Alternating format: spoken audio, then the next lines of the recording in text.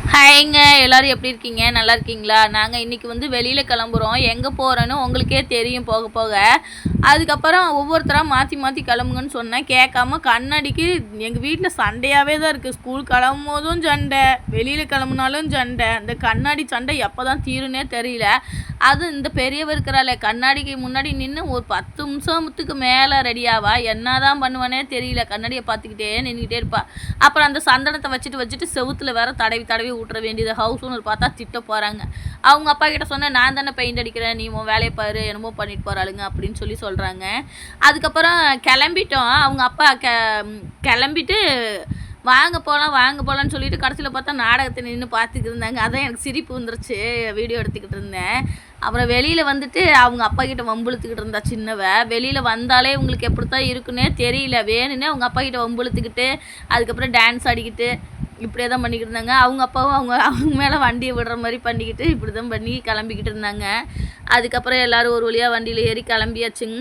எங்கே போகிறோன்னா கடைக்கு தாங்க கிளம்பிட்டோம். ஏன்னா எங்கள் வீட்டுக்காரவங்க இப்போ அவுட்ரு வேலை செய்கிறாங்களேங்களேன், கயிறு பிடிக்கிறாங்க. அதனால வந்து அவங்க போட்டிருக்கிற பிரேஸ்லெட் வந்து அந்த கயிறில் மாட்டி இழுத்துருச்சாமா. அந்த ஹூக்கு வந்து நெளிஞ்சு போச்சு. சரி, அது போய் மாற்றிட்டு வந்துடலாம். ஏன்னா இப்போ விற்கிற விலைக்கு நாங்கள் அப்போ வாங்கும் போதே அது 3500 104 ரூபாய்க்கு விற்கும் போது, இப்போ வாங்கினா அது எப்படியோ 10,000 ரூபாய்க்கு மேலே வந்துடும்னு நினைக்கிறேன். சரி, அதை போய் முதல்ல மாற்றிடலாம் அப்படின்னு தான் கடைக்கு போயிருந்தோம். பழைய கொக்கியை எடுத்துக்கிட்டு புது கொக்கி வாங்கினதுக்கு 190, பழைய கொக்கிக்கு வந்து 190 ரூபா தான் கழிச்சிக்கிட்டாங்க. புது கொக்கி வந்து 450 ரூபாயாம். ஒரு கொக்கிக்கே இந்த ரேட்டு. என்ன பண்ணுறதுன்னு தெரியல. அப்புறம் என்ன பண்ணுறது, இது போயிடுச்சுன்னா ஒன்றும் பண்ண முடியாதுன்னு சொல்லி வாங்கிட்டு வந்தாச்சு. பாப்பா வந்து அன்றைக்கி நாய் துரத்தி கீழே விழுந்தா இல்லைங்களா, அதில் வந்து செருப்புலாம் டிஜுக்குள்ளே போயிடுச்சாமா. அதனால வந்து சரி செருப்பு வாங்கிக்கலாம், செருப்பு இல்லாமல் தான் எங்கேயும் போகாதனால செருப்பு இல்லாமல் அட்ஜஸ்ட் பண்ணியாச்சு. இன்றைக்கி வெளியில் கூட்டிகிட்டு போகவும் செருப்பு இல்லாமல் அவளால் நடக்கவே முடியல. சரி செருப்பு வாங்கிக்கலான்னு கடைக்கு கூட்டிகிட்டு போனால், இங்கே பாருங்கள் இந்த கட்ஸு மாதிரி எடுத்துக்கிட்டு இதுதான் வேணும்னு ராவடி பண்ண. அதெல்லாம் அவள் போட மாட்டா. பெற்றவங்களுக்கு தெரியாதுங்களா பிள்ளைங்க என்னென்ன போடுவாங்கன்னு. சொன்னால் கேட்குறதே இல்லை. ஆனால் ஆசை, இதை வாங்கணும் அதை வாங்கணும்னு ஆசை. கேப்பாலே ஒழிய வாங்கிட்டு வந்தால் டைட்டாக இருக்கக்கூடாது, அதுக்கப்புறம் குத்தக்கூடாது, வேர்க்கக்கூடாது, இந்த மாதிரிலாம் வந்து கம்ப்ளைண்ட் பண்ணி அதை அப்படியே வாங்கிட்டு வந்து தூக்கி போட்டுருவா, போடவே மாட்டா. அதனால வந்து அவள் என்னென்ன போடுவா எப்படி போடுவான்னு பெற்றவங்களுக்கு தெரியலைங்க. நாம் வாங்கி கொடுத்தா அது பிடிக்கிறதே இல்லை. அதேமாரி ஹீல்ஸ் வச்சு தான் வேணும் அப்படின்னு சொல்லி ஹீல்ஸாக பார்த்துக்கிட்டே தெரிஞ்சா. அதுக்கப்புறம் அவங்க அப்பா ஒரு கலர் செலக்ட் பண்ணாங்க. அந்த கலர் ஆல்ரெடி நான் ஏற்கனவே போன டைமே நான் போட்டுட்டேன். அதனால அது வேண்டான்னு சொன்னேன். இல்லை இது நல்லா இருக்குது, பாப்பா போட்டது இல்லை, நீ தானே போட்டிருக்க அப்படின்னு சொல்லி எடுத்தாங்க. சரின்னு ஸ்லிப்பர் வாங்கிட்டு கிளம்பியாச்சு.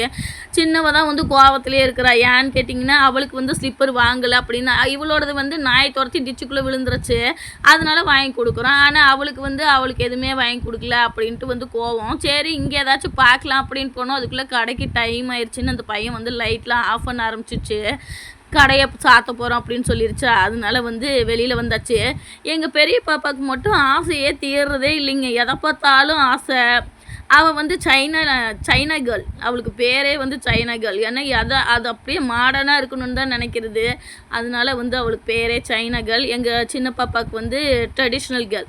அவங்க வந்து அந்தளவுக்கு இந்த மாதிரி மாடர்னாலாம் இருக்கணும்னு நினைக்க மாட்டா. சாதாரணமாக ஏதாச்சும் ஒரு ஃப்ரூட் சாப்பிட்னாவே பெரியவன் என்ன பண்ணுவோம், ஃபோக் ஸ்பூன் போட்டு தான் எடுத்து சாப்பிடுவா.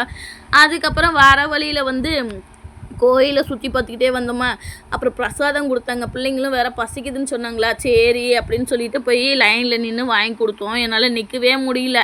ஆனால் என்ன பண்ணுறது, பிள்ளைங்களாம் பசிக்குதுன்னு சொல்கிறாங்க, டைம் ஆயிடுச்சு, சரி வாங்கி கொடுக்கலாம், பிரசாதமும் கொடுக்குறாங்கன்னு சொல்லிட்டு தான் வாங்கிட்டு வந்தோம். என்னென்ன கொடுத்தாங்கன்னு பார்த்தீங்கன்னா, இட்லி, வெண்பொங்கல், சக்கரை பொங்கல் கொஞ்சம், அப்புறம் சுண்டல் கொஞ்சம் கொடுத்தாங்க.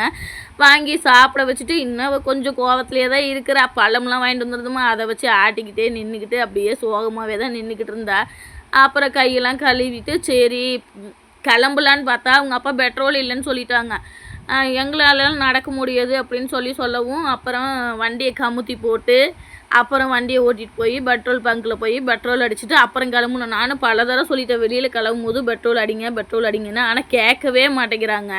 இப்படியே தான் பண்ணுறாங்க. எங்கே போனாலும் பாதியிலே இறக்கி விட்டுட்டு கமுத்தி போட்டு அதுக்கப்புறம் பங்க்கில் போய் அடிக்கிறது. சரி கோயிலே சாப்பிட்டாச்சு, ஒரு ஜூஸ் குடித்தா கரெக்டாக இருக்கும், போய் தூங்கிடலான்னு ஜூஸ் கடைக்கு போயிருந்தோம். அங்கேயும் போய் சோகத்திலே தான் இருந்தால் அப்புறம் ஜூஸ் குடிச்சிட்டு கிளம்பியாச்சுங்க. அவ்வளோதாங்க.